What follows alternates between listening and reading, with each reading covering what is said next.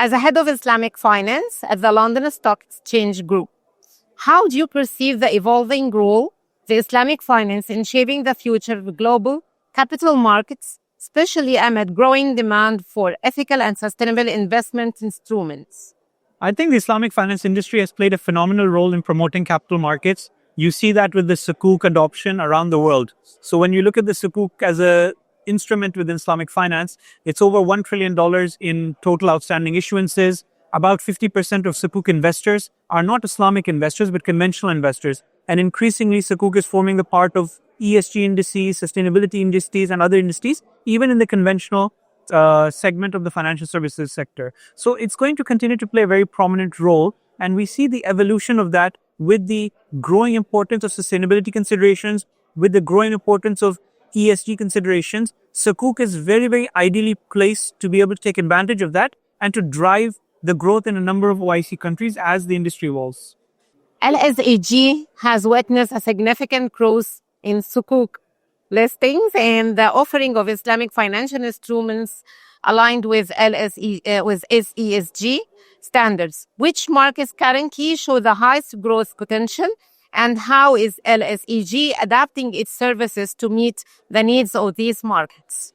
So the Islamic finance industry, if you think about it, was always founded as an industry that has sustainability and ESG considerations at its principle. It was about equality for all participants, not doing any activity that is harmful to industry, not over-speculating and not creating bubbles. So from that perspective, it is very much aligned. So it's no surprise that the ESG adoption has been greatly embraced by a number of Islamic markets and particularly Islamic finance. From our perspective, we see the biggest potential in some of the largest Islamic finance markets today. So the likes of Saudi Arabia, the UAE, Malaysia, Indonesia, these are currently driving the issuance of ESG instruments, ESG funds, ESG Sukuk in Sharia-compliant structures. But what we expect to see going forward is greater adoption in the broader GCC. We expect greater adoption in Southeast Asia, the likes of Pakistan, Bangladesh. We see significant adoption in Türkiye, which already plays a key role in the Sukuk space, to embrace ESG considerations, start issuing sustainable Sukuk. So across the prominent Islamic finance markets, we expect ESG considerations to become mainstream within Islamic finance. With the global increasing attention on financial inclusion and impact investing, what key lessons can Islamic finance offer to strengthen the inclusivity and resilience of financial systems? So Islamic finance in a number of markets started out as a financial inclusive play. You saw a number of customers that would not participate in the formal banking sector because it did not align with their faith and their values. So Islamic finance was meant to incorporate them. Now what we see today is that although Islamic finance has brought a lot of customers in, there's still a number of people that are underbanked. They don't have access to the same level of banking services or financing services that certain segments have. I think the biggest impact of this, beyond just impact investing sustainability, is going to be technology. Technology will be the great driver that leverages on the principles of impact investing to bring in the greatest number of disenfranchised or marginalized communities when it comes to financial inclusion. And it's very, very enlightening to see a number of digital banks have adopted Islamic finance principles and are utilizing their technology and their value as Islamic institutions to bring in a number of marginalized communities into the fold of formal financial services. From your experience, how can multilateral cooperation between stock exchanges, thought leaders and institutions like AlBaraka Forum for Islamic Economy and regulatory bodies accelerate innovation, unify standards, and expand the reach for Islamic finance? So I think collaboration is the most critical part of creating any kind of financial ecosystem.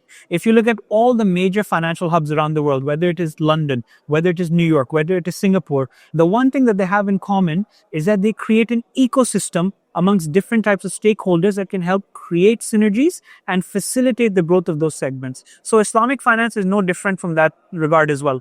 And I think all the stakeholders you mentioned, whether it is exchanges, whether it is institutions, whether it's regulators, or whether it is thought leadership bodies, all have a role to play in fostering, facilitating that innovation and creating what is deemed to be acceptable operating norms, acceptable disclosure standards, acceptable product services, so that innovation can flourish and we have greater homogeny amongst products across markets. It doesn't become a silo in a particular segment, so you don't have a Malaysian Islamic finance industry and a UAE Islamic finance industry, a Saudi Islamic finance industry, and Türkiye, you have a global Islamic finance industry where products and institutions can operate across markets. How do you see AlBaraka Forum for Islamic Economy contributing to the enhancement and development of the Islamic finance ecosystem at both regional and global levels? What priority areas should be targeted to achieve meaningful and sustainable impact?